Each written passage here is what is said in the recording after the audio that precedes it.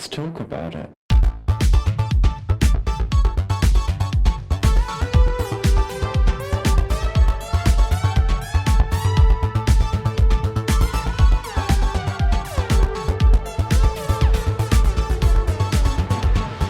Hello and welcome back to Thicc Radio, the podcast where we talk about gaining, feedism, and everything in its orbit. I'm James.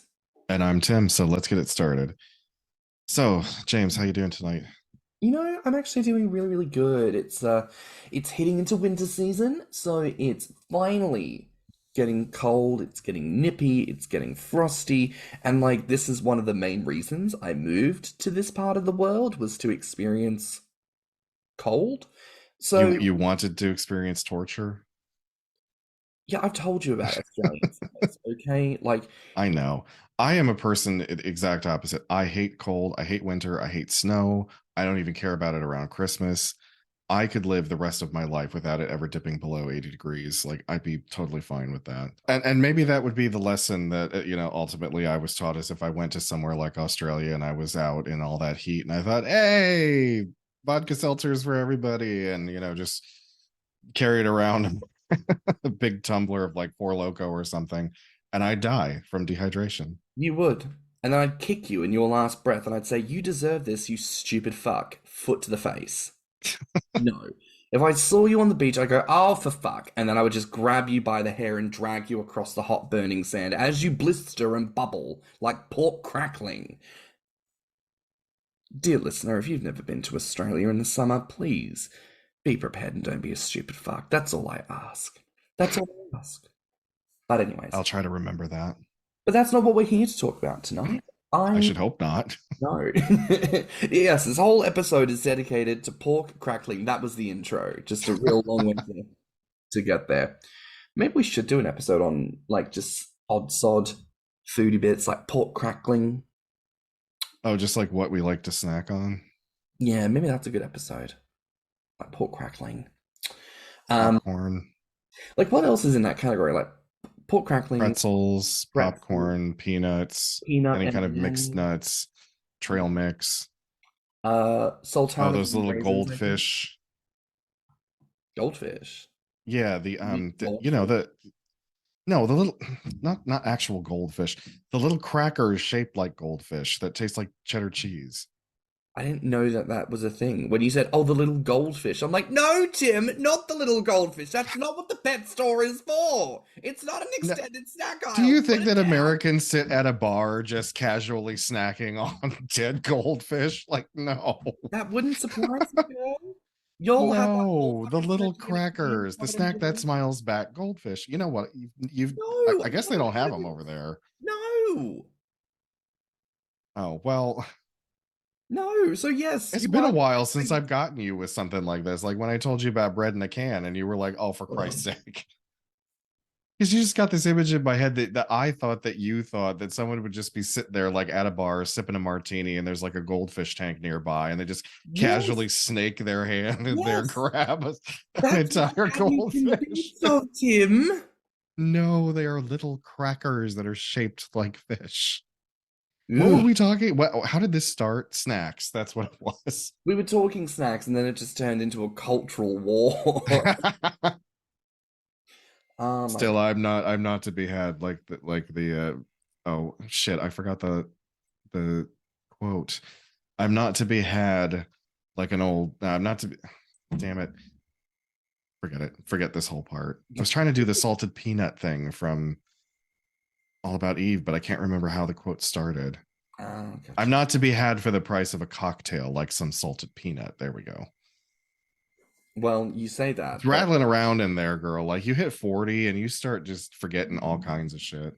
Girl, I've hit 30 and my body has decided, how about we do everything we used to do, but with like more casual pain and groaning?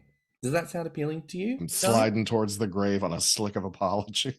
Honestly, that's exactly what I'm experiencing these days. Ugh, it's horrendous. But I will say one thing. On my journey to the grave, I've been reading a lot of books. And listeners, I think, know this because in my time on social media, and I think occasionally on the podcast, I'll reference different books I'm reading, just things adjacent to gaining and fat lib and its importance and all that good stuff. But there is one book in particular that I thought would be good to talk about tonight. And in fact, dear listener, this is something we probably want to do a little bit more regularly as well, is talking about gainer content in the written format. Because obviously what we do as a podcast, it's great. Love that. But also books are great too. And they are more, well, I won't say more easily spread because I suppose podcasts do that more easily these days as a digital product. But like a book is its own thing, it's its own narrative. I think there are plenty of people in the community who would never listen to this podcast, but if we brought out a book, they'd probably read it. Fair So point. I love a good book. And the book in particular that we want to talk about today is The Round World by Dan Oliverio, who is a member of the community. I believe he identifies as an encourager off the top of my head. But he's already well known, I thought, because I do remember an episode of MTV's Diary or something like that where it was like, I'm happy to be fat, and he was on the show. It didn't center around him. It centered around a chubby guy that was also pretty well known. And then like Dan came out to see him, and I only remember bits and pieces of the episode, but I knew who he was. So obviously ahead of this episode, we both went away, we read the book. The full title is The Round World, Life at the Intersection of Love, Sex, and Fat by Dan Oliverio. So, Tim, from what you've gleaned of the book, what is it about? I would say the book is kind of an A to Z of fatness and of, perhaps someone who has no former understanding of it would be able to read it and glean, I think a pretty well-rounded perspective of it. Yeah, I'd agree.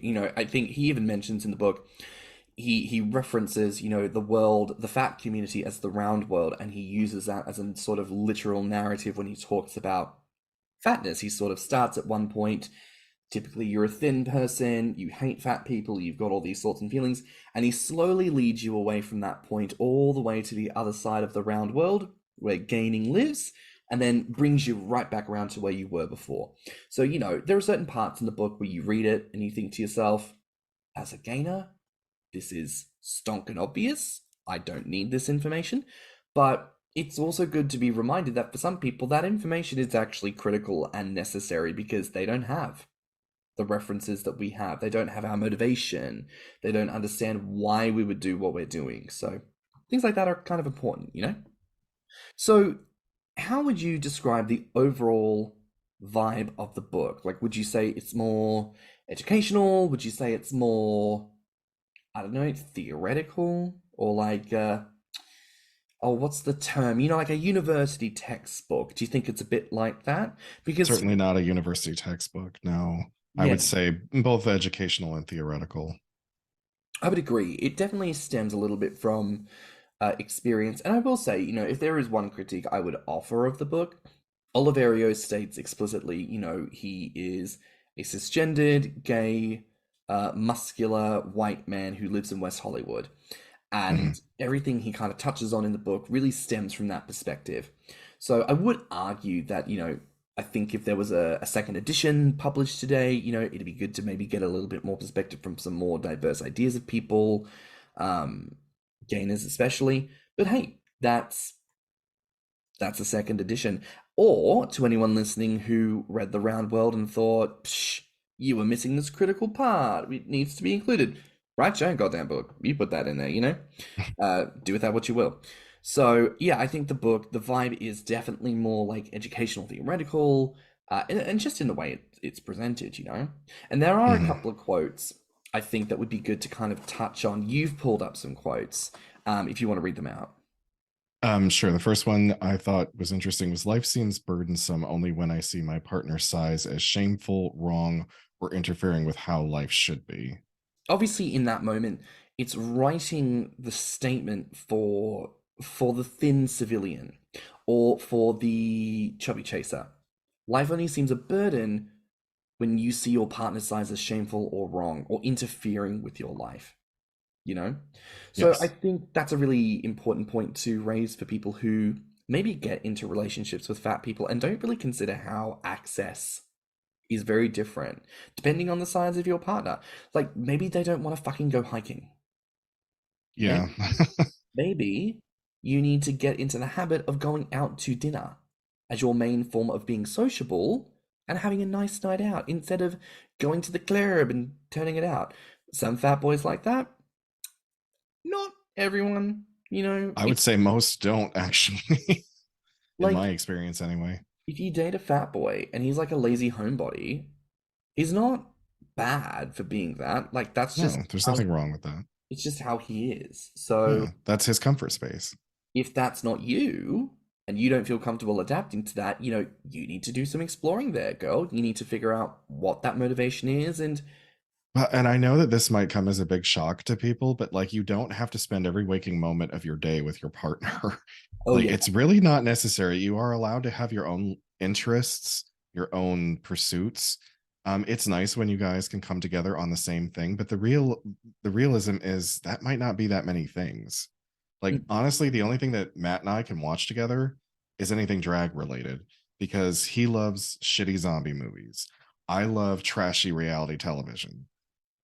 We can't be, we often don't even sit in the same room when we're watching television because we don't like to watch each other's stuff. So like this idea that fuck, where was I going with this? I suppose the idea that you would share everything with your partner, like it doesn't No, have to about be if that. my partner, no, like if I'm expecting my partner to do things. Oh, so like expecting your partner to do things that aren't really their thing, they're not interested in, and you're trying to like coerce them into it. That's no way to have a relationship. Yeah, that's no bueno. Another quote that I thought was interesting was he writes, let's say it's all society's fault. Do we put our lives on hold until society comes to its senses? Do we not date the amazing fat person or not take our fat body to the beach until fat oppression has ended? As in any coming out process, the first place to look is within oneself. Ooh. I mean, I feel like we've touched on that point before. We talk all the time, I think, about young members of the community, and not even necessarily young, like young in age, young in experience, people who are new to gaming. And they grow rapidly, and then they freak out because they encounter the first sign of objection or rejection. And I think the reason why they probably feel as strongly as they do about it is because they've never necessarily taken the time to accept their gaming outside of the fetish. For them, it's just sexual. Yeah. So there's probably a lot of conversation that needs to happen around that. And I think it's a fair point. Should you wait and put your life on hold for the expectation of others? Because there's no guarantee that that's ever going to end. Yeah. And absolutely not. You should never put your life on hold according to someone else's expectations ever. As someone who did it, and having realized how many years I wasted doing it, I wouldn't not allow that to happen again. Mm. There was another one I thought that was interesting. It was he wrote, "Be where you are. Gaining will be with you forever, but jogging on a beach with your high school crush won't be. Take advantage of what you have in life now. It's okay to want other things in your life besides being fat. That's not a betrayal of self. You don't have to give up who you are." Now, that's a fucking quote. That is an absolute quote. Because, okay, so we've had this conversation minimally thus far in the podcast. But it's a fair point to say that we never talk about the potential of life where we're not gaining. Yeah. Because obviously we are a podcast that celebrates it, but there's a point to be made there. When you Like, what talk, do you do when you reach your goal? What do you do when you finally feel comfortable enough to say, okay, this is where I'm going to stop? We don't talk about what happens after that. there's something as simple as, a young person who thinks, I really want to gain weight, but I'm not prepared to do it right now because I kind of want a career build. I actually want to enjoy my life in a thinner body before deciding to gain. And can I just say, that's perfectly fucking valid? Absolutely.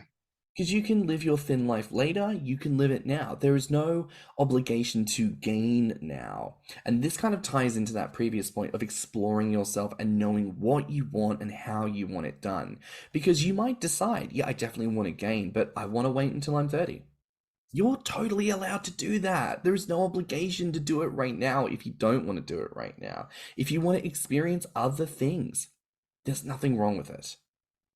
And I don't know, I think sometimes, yes, we stand gaining and we're here to talk about the joys of gaining, but also I think it is important to remind ourselves like there are more things we want in life than just to be fat. Yeah, absolutely. And we should give ourselves permission to indulge in those things as much as we indulge in gaining. So look, I wanna ask you this question now because you've brought up these three quotes. I think they're fabulous. Like, do you sense a trend in maybe what the sort of unspoken narrative of the book is about? Because of course it's written so that everyone can read it and everyone can Yeah. get something from it. But like this unspoken narrative where Dan is probably signaling to gainers and people in the community, what do you think he's trying to say there? Specifically to the gainers that are reading it. Yeah, because I think when you read these quotes, like to my mind, it creates a narrative about, our engagement with civilians and our engagement with ourselves. And it's maybe trying to point us in the direction of looking after ourselves a little bit more. Would you agree with that, or do you feel something different there? No, I would agree that it's all, I would just echo pretty much everything you said. Plus, especially with the third quote, I feel it's like, how many times have we said that gaining is a part of who you are?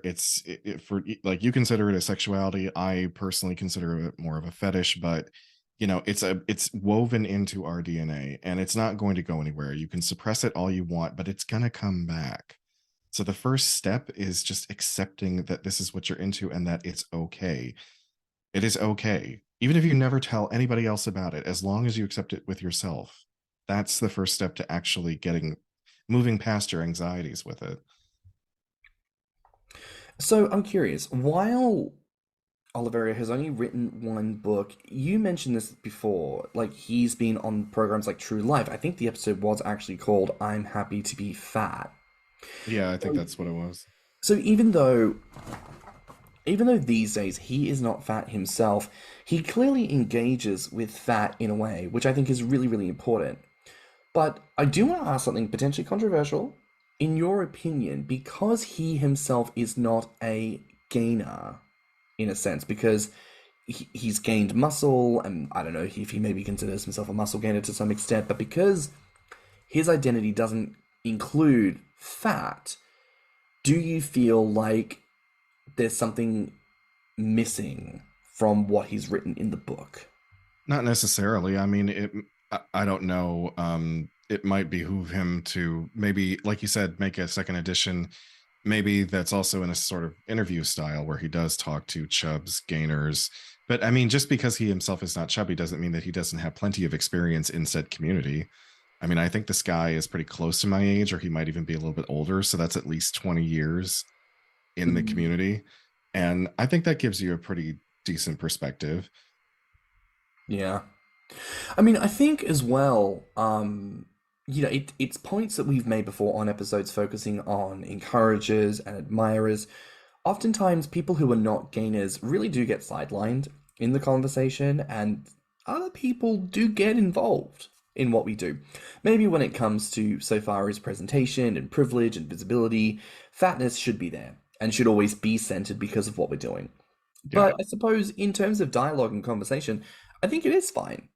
So long as it is a genuine reflection of experiences of fat people, it's not a bad thing. And, having read through the book, he definitely references a lot of individuals he's done through coaching. Sorry, he references individuals he's met through coaching, gainers and feeders he's known through the community. So I think he does do that part to try and like bring other people into the conversation through anecdote, if not necessarily like a direct quote or a co-authored passage or something like that. Yeah.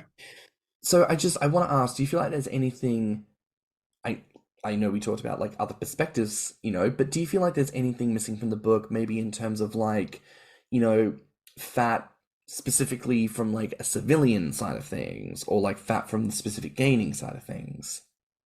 No, I think it's pretty good as is. I mean, if there's any like I suppose testimonials missing, I mean that's really up to the other people or up to other people to write their own stories. Hmm.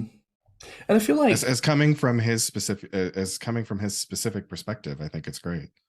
hmm, I think you're right. I think ultimately anything that you could argue that's missing or that could be added just relies on other people to do their part, you know? So if you're listening and you want to write a book, go write a book.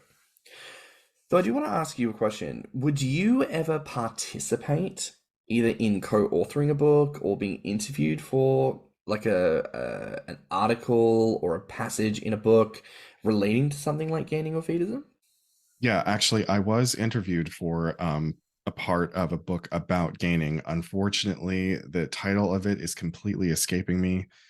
So I apologize to the listeners, but I cannot remember what the name of the book was. That's okay. This happens, you know, when you reach an advanced age. This is it. I'm It's telling you guys, when you turn 40, everything starts like you're like, what did I do 10 minutes ago? yeah, like what did I have for breakfast? Actually, can't remember. So totally identify with that. Um, but no, I think that's really, really cool. And I think this is the thing, right? Like, there are other books I've read, and there are other books we're going to review for this podcast, right? But the problem is, almost none of them will have anything to do with gaining. They will have a lot to do with fat liberation, but minimal, if anything, to do with gaining because there's just not much else written. So it is hard to, I guess, review a genre of literature that honestly doesn't really exist. Well, I'm kind of curious about something. Maybe you'd agree with this, and I'd like the listeners' opinion on this as well. There are some gainer authors that do self-publish on Amazon, and it's fictional. Mhm. Should we read some of those books and review them? Ooh, that could be interesting. Like a little book club type of thing. Hmm. That could be fun. Hmm. Definitely worth Lis- pondering. Listeners, write in and let us know if you'd be interested in that. Yes, please. You can reach us at thethiccradio@gmail.com. Let us know if you would like us to review some Gainer fiction. And if so, are there any titles that come to mind? Any well-known authors whose work you would be very keen for us to review? Let us know. But listen, I think that's kind of covering the book. Do you feel like there are any points we haven't really touched on? No, I don't think so. No? I feel a bit of the same. I feel like we did our best. I feel like, as final closing thoughts, the book is good. Mhm. You I know, agree. I think the book is good. I'd give it a solid 8 out of 10, you know, because they do make the point to talk about fat. They do make the point to talk about gaining to an extent that you just don't see anywhere. Mhm. And as we said, this is the only book about it right now, so bitch, be grateful. At least you got something. I went ahead and gave it a 10 just because it kind of is the only book out there like that. You know, it's standing in its own category. So, and it's good. I'm not just saying, oh, because I have nothing to compare it to, I'm going to give it everything. But no, it was good. So I think it deserves a 10. You know what? I'll take that. I'll take that 10. With an average of 9 each, I think that's a fabulous score for the book. And look, I think, if anything, that comes back to the resounding point. If you feel like there's anything missing from that book or anything wrong in that book that could be corrected or updated, bitch, go write a book. Go write a book and, like, give the round world some company in the gaining literature Yes. fiction space. I hope it encourages more authors. Right. You know, I don't have a talent for it, but if you do, write. Write all the time. Write your thoughts down. If you're a gainer and you're in this or any member of this community, encourager, bloater, mpreg, whatever, write it down and let people know your perspective on things because the only way that the stigma and the ignorance is going to be banished is if more people write about it, you know. You're The absolutely written word spreads like fire. You're absolutely right. And honestly, things that are objectively taboo spread even faster. Because look, 50 Shades of Grey, was it stupid? Yeah, Oh a my whole god, bunch those books. but a whole I'm bunch of people sorry. a whole bunch of people thought that they were the raunchiest, They did. They really sexual, did. most provocative thing they'd ever read in their lives, and they sold like hotcakes. So I guarantee you, if you wrote something about subjects that you are passionate about, people are gonna pay attention, you know? So write it But down. just because you brought this up, I have to put my little two snarky cents in. If you want to read some very simplistic BDSM, read 50 Shades of Grey. If you want to read really good BDSM, read Anne Rice. Oh, there you go. And you know, I think if there's anything I want people to take away from this, it's that we just don't have enough to go on. We need more. And you know what? Don't just write books, write novels. Don't just write nonfiction, write fiction, write short stories, write poems, you know, write plays, write manuscripts. Oh yeah, I'd love to see a play based on something in the gainer world. That would be really interesting. Write a script for a movie, for a short film that talks about gaining and feedism. Do you know what? And it doesn't have to just be about gaining. It could be about Blueberry and Mpreg, and it could be about Vor and Macro, and it could be about so many things in our community that we just don't have stuff on. We could create that. And look, I'll try and close out on this, right? I feel like sometimes we wait for someone to create the thing for us. We go, oh, I want this, but apparently I'm not clued in enough to go, it's the universe telling me to create it. I'm just sat here twiddling my thumbs, waiting until someone might create something for me, you know, but why not go and create it yourself? I think that would be wonderful to see. So listeners, create some stuff, write about it, and then tell us about it, and then we'll have you on the program to talk about the book that you're writing or, you know, this series that you're creating. I think that would be fantastic. But I think that's about it for this week. Tim, what do you think? I think so. You think so? Well then. I think so. That's a wrap for now here on Thicc Radio. Please remember to like and subscribe, rate us 5 stars, and leave us a good review. If you like this episode, the podcast, or just us in general, share it with your friends and encourage them to tune in. You can find me on Instagram and BeefyFrat at stannnum. And you can find me on Instagram, Twitter, YouTube, TikTok, and BeefyFrat at Thicky Mouse. You can also look us up on TikTok at Thicc Radio or at our website at www.podpage.com/Thicc Radio. If you want to submit a voice note, you can reach us at anchor.fm/Thicc Radio/message. And if you have any questions or ideas for episodes, you can reach us at thethickradio@gmail.com. So until next time, bye, Fats. Bye, Fats. Let's talk about it.